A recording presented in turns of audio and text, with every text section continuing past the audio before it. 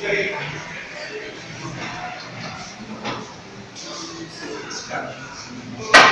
Com quem que você estava falando? Com quem que você estava conversando hoje, pastor? Você sabe quem é essa mulher aqui? Quem é essa mulher que você está pedindo posição para mim? Minha esposa, rapaz. Isso, rapaz. Era minha esposa, seu vagabundo. Só um momento, irmão. Não lembra não, só um momento. Tira aí.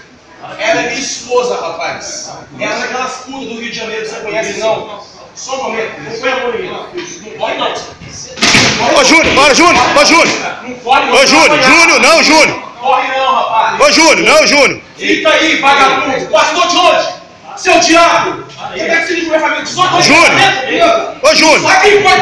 Ô Júnior. Júnior. Ô Júnior. Não, Júnior. Bater não. É 18 anos de casamento, 3 filhos com ela. E seu pastor do demônio. Vem cá, pastor do demônio. Mandando foto do esposo. Seu vagabundo. Vem cá, seu pilantra. Pastor do caralho. Vai mandar o quê? Vai mandar o quê, rapaz? Vem cá, pastor do demônio. Aqui. Ô Júnior, bate não. Minha família, 18 anos, por causa desse vagabundo. Aí dentro. Tira esse vagabundo aí, lá.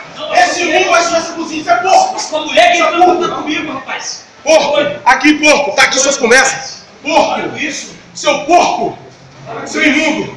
Aqui. Isso. Há 10 anos atrás você cantou ela. Eu te defendi, seu piloto. Aqui, gente, ó. Passou do Mundial.